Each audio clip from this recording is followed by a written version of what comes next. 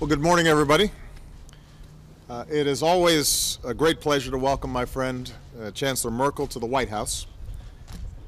Germany is one of our strongest allies, and Angela is one of my closest partners. And with her indulgence, I want to start by making two brief comments.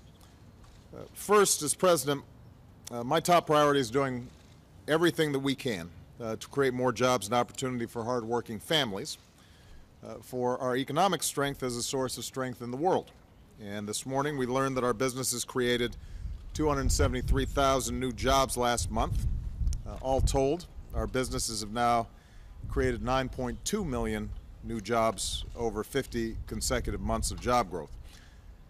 The grit and determination of the American people are moving us forward, but we have to keep a relentless focus on job creation and creating more opportunities for working families. There's plenty more that Congress should be doing, from raising the minimum wage to creating good construction jobs, rebuilding America. And I want to work with them wherever I can, but I keep acting on my own wherever I must to make sure every American who works hard has the chance to get ahead. Second point, I also want to say on behalf of the American people that our thoughts are with the people of Afghanistan who have experienced an awful tragedy. We are seeing reports of a devastating landslide on top of recent floods. Many people are reported missing. Rescue efforts are underway. Just as the United States has stood with the people of Afghanistan through a difficult decade, we stand ready to help our Afghan partners as they respond to this disaster. For even as our war there comes to an end this year, our commitment to Afghanistan and its people will endure. Now, Angela, I'm still grateful for the hospitality that you and the German people extended to me, Michelle, and our daughters last year in Berlin. It was an honor to speak at the Brandenburg Gate. You promised me a warm welcome and delivered an unbelievable 90-degree day in Berlin. This morning, our work touched on a range of issues where the United States and Germany are vital partners. We agreed to continue the close security cooperation, including law enforcement, cyber, and intelligence that keeps our citizens safe. We reaffirmed our strong commitment to completing the Transatlantic Trade Investment Partnership, TTIP, which is critical to supporting jobs and boosting exports in both the United States and in Europe. We discussed energy security, including the importance of Europe diversifying its energy sources. The United States has already approved licenses for natural gas exports, which will increase global supply and benefit partners like Europe. And TTIP would make it even easier to get licenses to export gas to Europe. At our working lunch, we'll review our negotiations with Iran and our shared determination to prevent Iran from acquiring a nuclear weapon. We'll discuss Syria, where we continue to support the moderate opposition and provide humanitarian relief to the Syrian people. I look forward to briefing Angela on my trip to Asia, a region where both our nations can help ensure that all countries in the Asia-Pacific adhere to international law and international norms. Of course, most of our time was spent on the situation in Ukraine. Angela, I want to thank you for being such a strong partner on this issue. You've spoken out forcefully against Russia's illegal actions in Ukraine, and you've been a leader in the European Union, as well as an indispensable partner in the G7. And your presence here today is a reminder that our nations stand united. We are united in our determination to impose costs on Russia for its actions, including through coordinated sanctions. We're united on our unwavering Article 5 commitment to the security of our NATO allies, including German aircraft joining NATO patrols over the Baltics. We're united in our support for Ukraine, including the very important IMF program approved this week to help Ukraine stabilize and reform its economy. And as Ukrainian forces move to restore order in eastern Ukraine, it is obvious to the world that these Russian-backed groups are not peaceful protesters. They are heavily armed militants who are receiving significant support from Russia.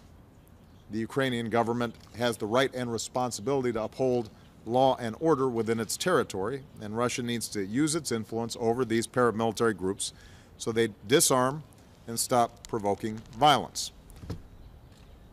Let me say that we're also united in our outrage over the appalling treatment of the OSCE observers who've been detained in eastern Ukraine. Pro-Russian militants are still holding 7 observers, including 4 Germans, as well as their Ukrainian escorts. They've been paraded in front of the media and forced to make statements at the barrel of a gun. It is disgraceful and it's inexcusable. Russia needs to work to secure their immediate release, and the international community is not going to be satisfied until Colonel Schneider and his fellow captives come home. Finally, as both Angela and I have repeatedly said, we want to see a diplomatic resolution to the situation in Ukraine. But we've also been clear that if the Russian leadership does not change course, it will face increasing costs as well as growing isolation, diplomatic and economic. Already, the ruble has fallen to near all-time lows. Russian stocks this year have dropped sharply, and Russia's slipped into recession. Investors are fleeing, and it's estimated that $100 billion in investment will exit Russia this year. Russian companies are finding it hard to access the capital they need, and Russia's credit rating has been downgraded to just above junk status.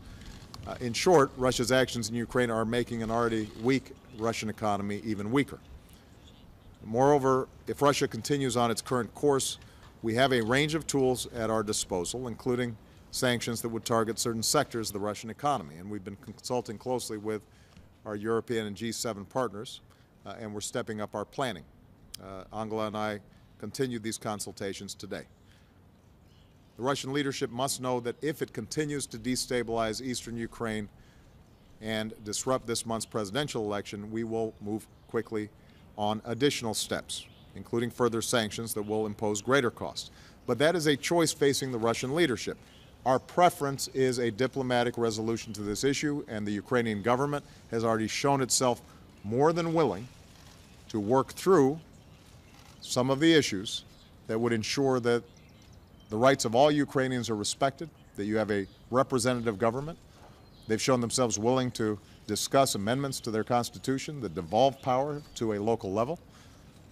They have gone through with their commitment to potentially provide amnesty for those who lay down arms and who are willing to abandon the buildings that they've occupied. The Ukrainian government in Kiev has followed through on the commitments that it made in Geneva.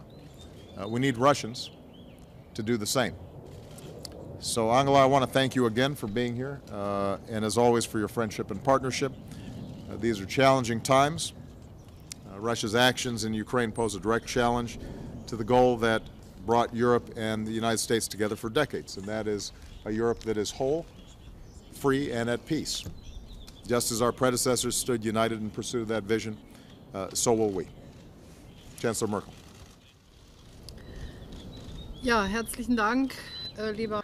Well, thank you very much, Barack, for this gracious hospitality and this very warm welcome that you accorded to me. And I'm very glad to be able to be back in Washington and to have an opportunity to address all of these different issues with you. I think priority really is on the current issue of Ukraine, and that loomed very large on our agenda. It showed how important the transatlantic partnership is also in today's times, and I think it's a very good thing that all of the steps that we've taken so far, we've taken together, and today in our talk we yet again underline that we fully intend to go ahead as we did in the past. What happened on Ukraine? What happened on the Crimean Peninsula? Well, the post-war order has been put into question that rests on the acceptance of territorial integrity by all. And this is why it was so important for us to react in concord. And what is at stake here is that people in Ukraine can act on the basis of self-determination and can determine themselves which road they wish to embark on into the future. The 25th of May is a very crucial date in order to ensure that, and we will see to it that elections can take place. The OSCE will play a central role in all of this. We talked about this, and together with the OSCE, we shall do everything we can in order to bring Russia, that is after all a member of the OSCE, to do the necessary steps so as the 25th of May, bringing about some progress in stabilizing Ukraine. The 25th of May is not all that far away. Should that not be possible to stabilize the situation further, further sanctions will be unavoidable. This is something that we don't want. We have made a diplomatic offer, an offer for a diplomatic solution, so it's very much up to the Russians which road we will embark on, but we are firmly resolved to continue to travel down that road. Now, secondly, we addressed issues that have a bearing on the work of the intelligence services.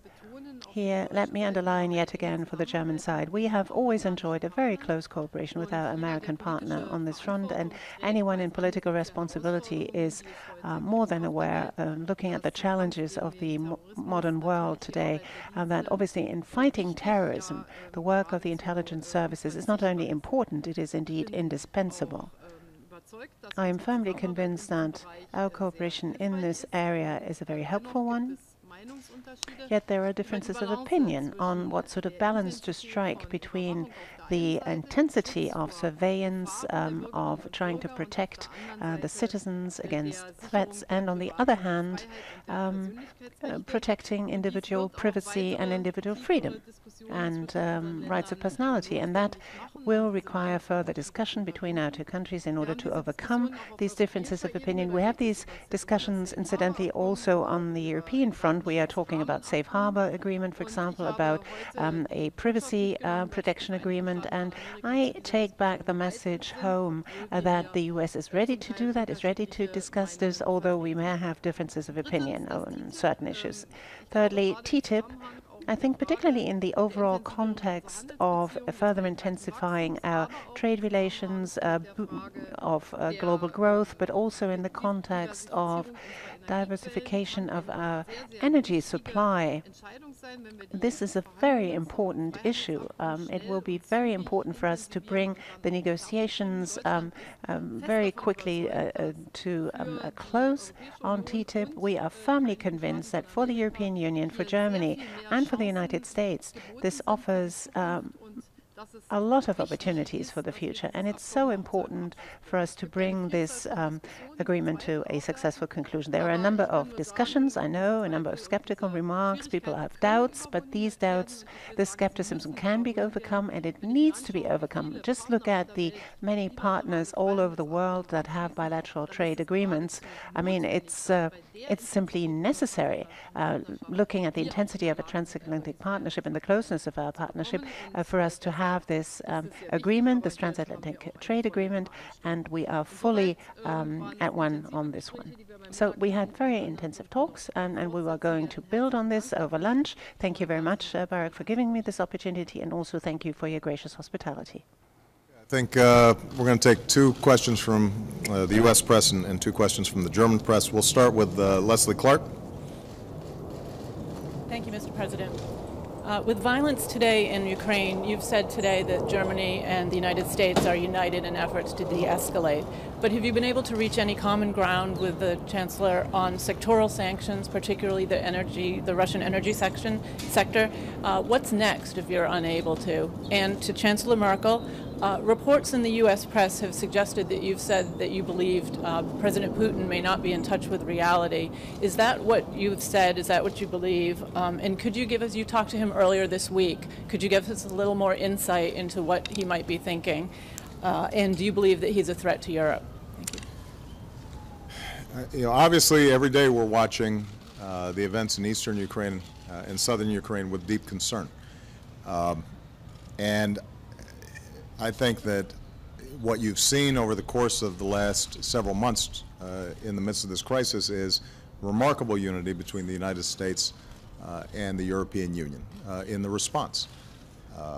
We have, at the same time, offered a diplomatic approach that could resolve this issue.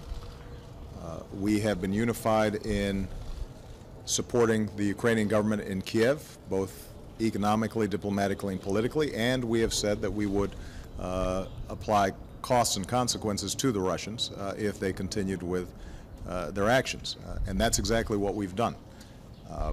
And you saw just over the course of the last week additional sanctions applied both by the Europeans and the U.S. The next step is going to be a broader-based sectoral sanctions regime. And what we have said is that we want to continue to keep open the possibility of resolving the issue diplomatically. But, as Angela Merkel said, if, in fact, we see the disruptions and the destabilization continuing so severely that it impedes elections on May 25th, we will not have a choice but to move forward with additional, more severe sanctions. And the consultations have been taking place over the course of the last several weeks about what exactly those would look like and would apply to a range of sectors. The goal is not to punish Russia. The goal is to give them an incentive to choose the better course, and that is to resolve these issues diplomatically. And I think we are united on that front. Within Europe, within the EU, I'm sure there has to be extensive consultations. You've got 28 countries, and some are more vulnerable than others to potential Russian retaliation, and we have to take those into account.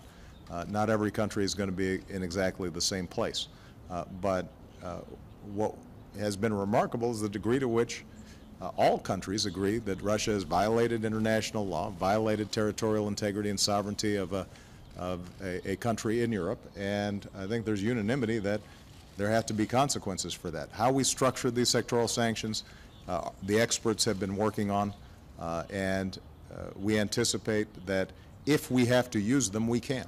Our preference would be not to have to use them. And I thank Chancellor Merkel's leadership on this front. She has been extraordinarily helpful, not only in facilitating European unity, but she's also been very important in helping to shape a possible diplomatic resolution and reaching out to the Russians to encourage them to take that door while it's still open.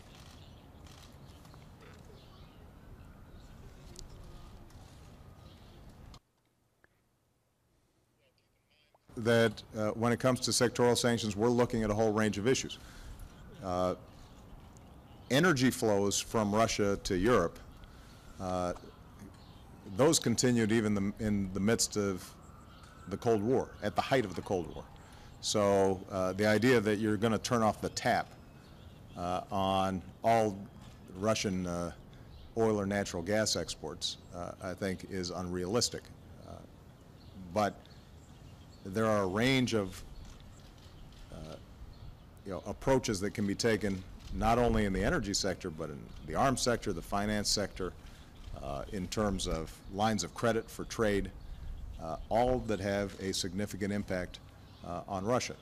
I don't think it's appropriate for us to delve into the details at this stage because our hope is that we don't have to deploy them. But what I can say is that our experts at the highest level, and not just bilaterally but multilaterally through the European Commission, and our diplomatic teams have been working through all the possibilities, and we're confident that we will have a package that will further impact Russia's growth and economy. But again, our hope is that we shouldn't have to use them. We're not interested in punishing the Russian people. We do think that Mr. Putin and his leadership circle are taking bad decisions and unnecessary decisions, and he needs to be dissuaded from his current course.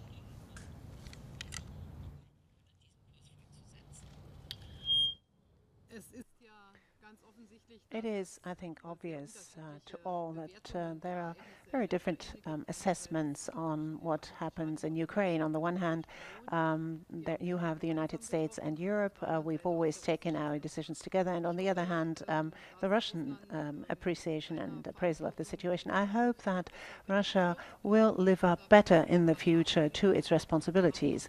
But we need to see deeds matching their words. We don't have any release of the hostages of the OSCE, among them also 4 German hostages. This is a very crucial step that needs to happen first.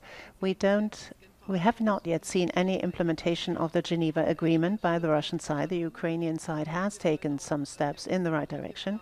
And the OSCE, too, is an organization to which we wish to accord a greater role so that they can prepare and pave the way for elections. And one word on sanctions. I agree with the American president. They are not an end in itself, but combined with the offer that we want diplomatic solutions, it is a very necessary second component to show that we're serious about our principles.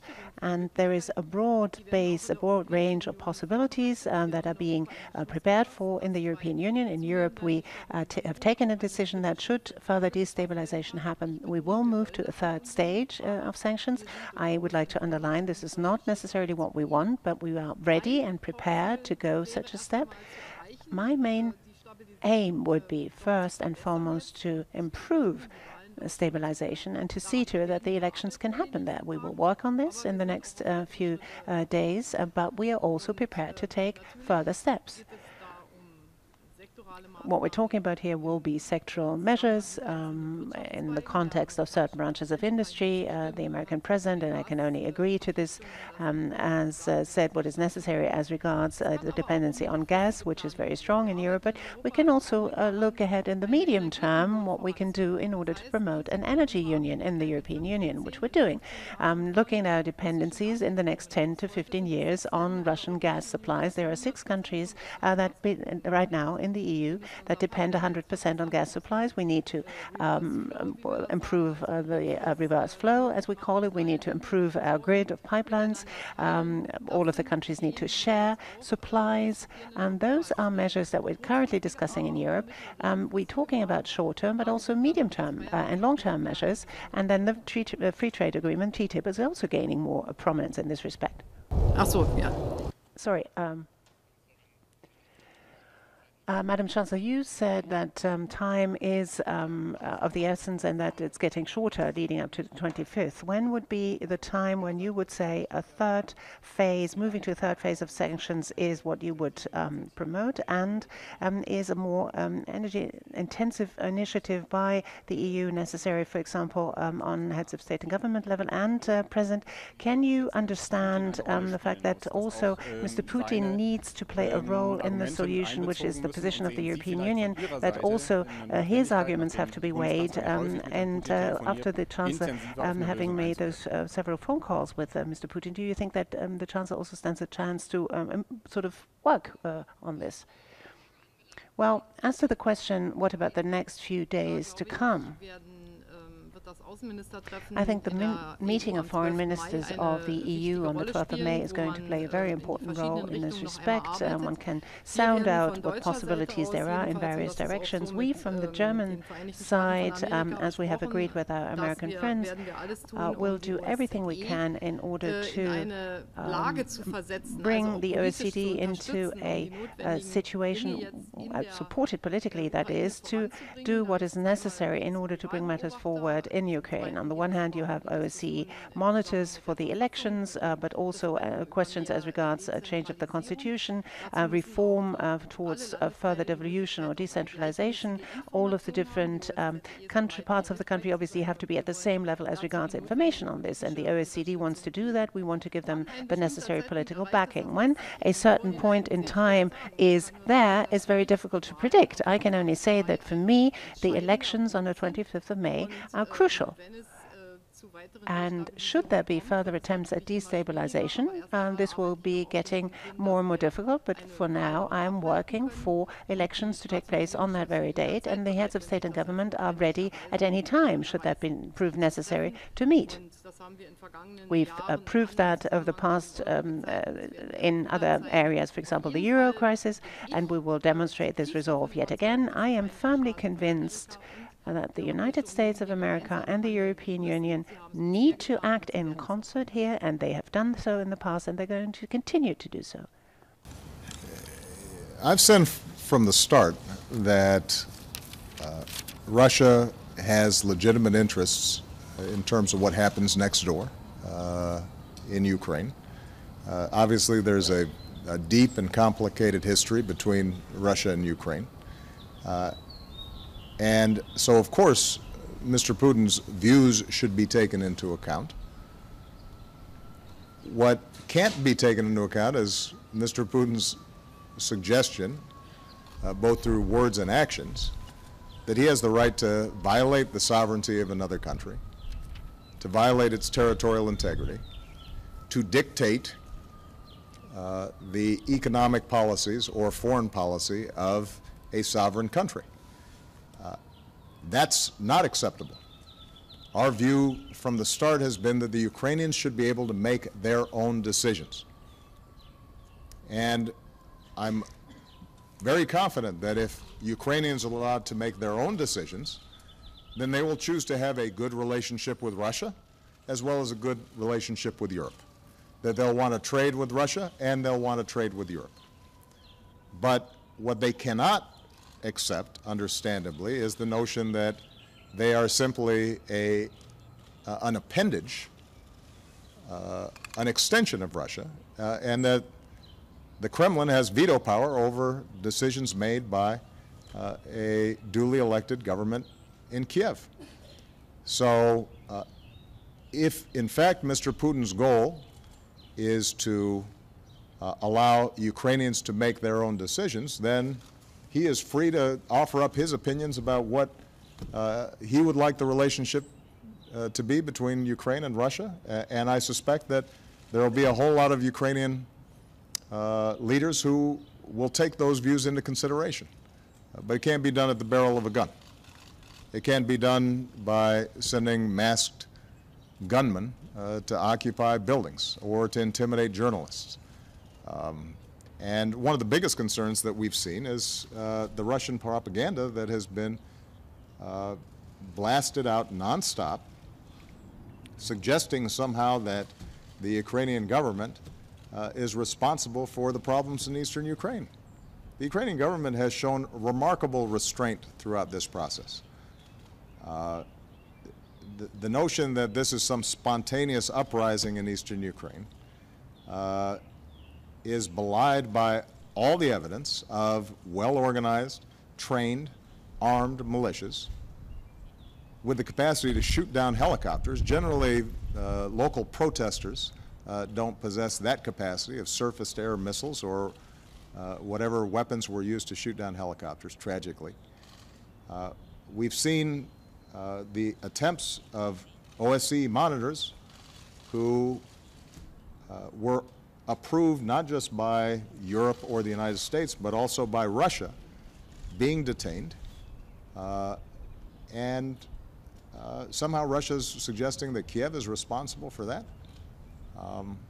We've heard Mr. Putin say, well, Kiev has to do a better job of reaching out to Eastern Europe or Eastern Ukraine.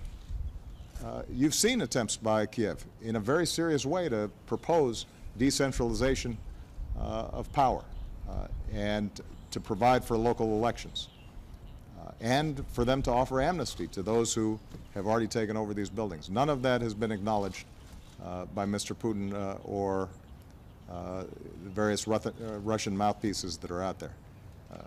You've also seen suggestions or implications that somehow Americans are responsible for meddling inside Ukraine. I have to say that our only interest is for Ukraine to be able to make its own decisions. And the last thing we want is disorder and chaos in the center of Europe.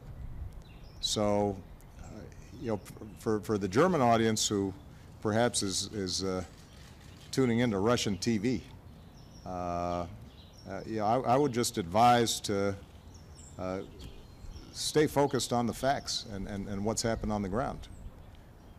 A few weeks ago, Mr. Putin was still denying that the Russian military was even involved in Crimea.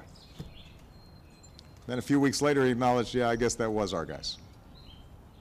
And so there just has not been the kind of honesty and credibility about the situation there, and a willingness to engage seriously in resolving these diplomatic issues. And our hope is that, in fact, Mr. Putin recognizes there is a way for him to have good relations with Ukraine, good relations with Europe, good relations with the United States. But it cannot be done through the kinds of intimidation and coercion that we're seeing take place right now in Eastern Europe. Tanguy. Thank you, Mr. President. Earlier this week, an inmate died in Oklahoma in what critics have called an inhumane manner because of a seemingly botched execution. Human rights groups put the United States in the dubious company of China, Iran, and Saudi Arabia when it comes to the prevalence of executions. Some European countries have expressed their concerns as well. What are your thoughts on this, and does this raise moral questions about US justice and global reputation? And to Chancellor Merkel, after Edward Snowden's revelations on US surveillance of your own cell phone, you said that France shouldn't spy on France. Are you satisfied that the steps taken by the US on NSA surveillance are now consistent with the healthy alliance? Has the personal trust been rebuilt? And I was wondering if you could elaborate a little bit on this no spy agreement that apparently couldn't be reached. Thank you.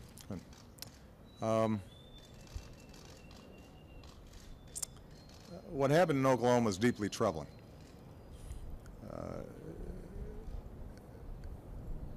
The individual who was subject to the death penalty had committed heinous crimes, terrible crimes. And I've said in the past that there are certain circumstances in which a crime is so terrible that the application of the death penalty may be appropriate. Mass killings, the killings of children. But I've also said that in the application of the death penalty in this country, we have seen significant problems. Racial bias, an uneven application of the death penalty, situations in which there were individuals on death row who later on were discovered to have been innocent because of exculpatory evidence. And all these, I think, do raise significant questions about how the death penalty is being applied. And this situation in Oklahoma, I think, just highlights some of the significant problems there. So I'll be discussing with Eric Holder and others, to get me an analysis of what steps have been taken, not just in this particular instance, but more broadly in this area. I think we do have to, as a society, ask ourselves some difficult and profound questions around these issues. If you don't mind, I'm going to also go ahead and maybe say something about NSA, just because I know it's of great interest in the German press as well. Germany is one of our closest allies and our closest friends. And that's true across the spectrum of issues: security, intelligence, economic, diplomatic. And Angela Merkel is one of my closest friends on the world stage, and somebody whose partnership I deeply value. And so it has pained me to see the degree to which the Snowden disclosures have created strains in the relationship. But more broadly, I've also been convinced for a very long time that it is important for our legal structures and our policy structures to catch up with rapidly advancing technologies. And as a consequence, through a series of steps, what we've tried to do is reform what we do, and have taken these issues very seriously. Domestically, we've tried to provide additional assurances to the American people that their privacy is protected. But what I've also done is taken the unprecedented step of ordering our intelligence communities to take the privacy interests of non-U.S. persons into account in everything that they do, something that's not been done before and most other countries in the world do not do. What I've said is that the privacy interests of non-U.S. citizens are deeply relevant and have to be taken into account, and we have to have policies and procedures to protect them, not just U.S. persons. And we are in the process of implementing a whole series of those steps. We have shared with the Germans the things that we are doing. I will repeat what I've said before, that ordinary Germans are not subject to continual surveillance, are not subject to a whole range of bulk data gathering. I know that the perceptions, I think, among the public sometimes are that the United States has capacities similar to what you see on movies and in television. The truth of the matter is that our focus is principally and primarily on how do we make sure that terrorists, those who want to proliferate weapons, transnational criminals are not able to engage in the activities that they're engaging in. And in that, we can only be successful if we're partnering with friends like Germany. We won't succeed if we're doing that on our own. So what I've pledged to Chancellor Merkel has been, in addition to the reforms that we've already taken, in addition to saying that we are going to apply privacy standards to how we deal with non-U.S. persons as well as U.S. persons, in addition to the work that we're doing to constrain the potential use of bulk data. We are committed to a U.S.-German cyber dialogue to close further the gaps that may exist in terms of how we operate, how German intelligence operates, to make sure that there's transparency and clarity about what we're doing and what our goals and our intentions are. These are complicated issues, and we're not perfectly aligned yet, but we share the same values and we share the same concerns. And this is something that is deeply important to me, and I'm absolutely committed that by the time I leave this office, we're going to have a stronger legal footing and international framework for how we are doing, how we're doing business in the intelligence sphere. I will say, though, that I don't think that there is an inevitable contradiction between our security and safety and our privacy. And the one thing that I've tried to share with Chancellor Merkel is that the United States historically has been concerned about privacy. It's embedded in our Constitution, and as the world's oldest continuous constitutional democracy, I think we know a little bit about trying to protect people's privacy. And we have a technology that is moving rapidly, and we have a very challenging world that we have to deal with, and we've got to adjust our legal frameworks. But she should not doubt, and the German people should not doubt, how seriously we take these issues, and I believe that we're going to be able to get them resolved to the satisfaction not just of our two countries, but of people around the world.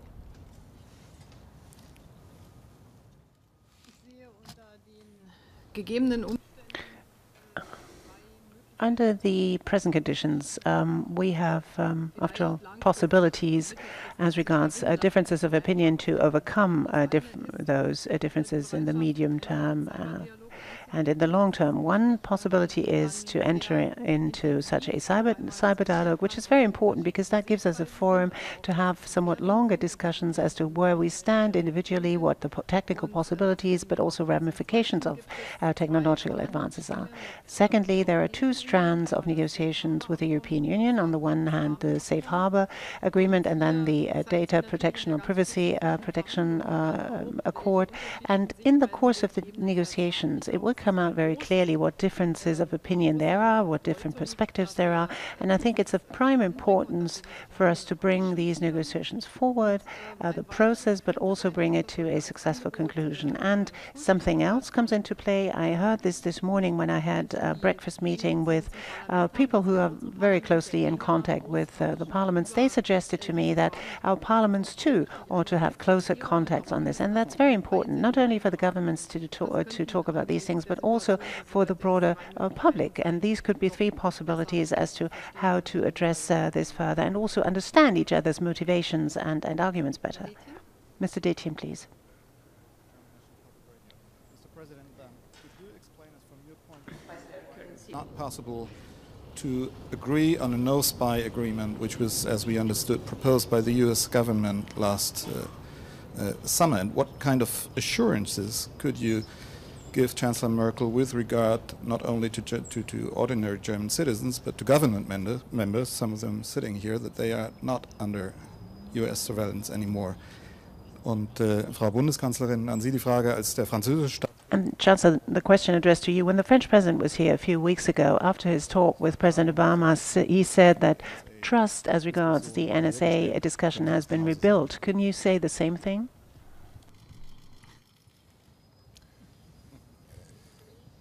It's not quite accurate to say that the U.S. government offered a no-spy agreement and then withdrew it. I think that what is accurate to say is that we do not have a blanket no-spy agreement with any country, with any of our closest partners.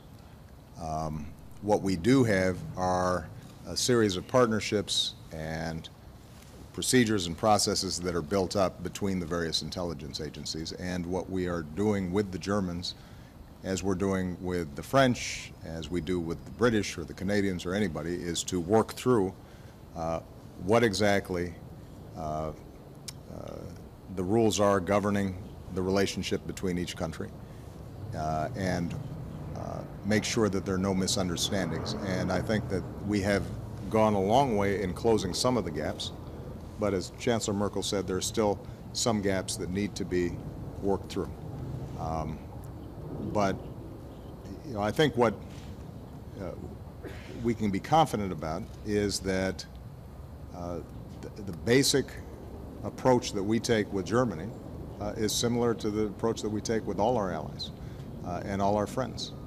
And that during the course of the last several years as technology advanced, I think there was a danger in which traditional expectations tipped over because of new technologies.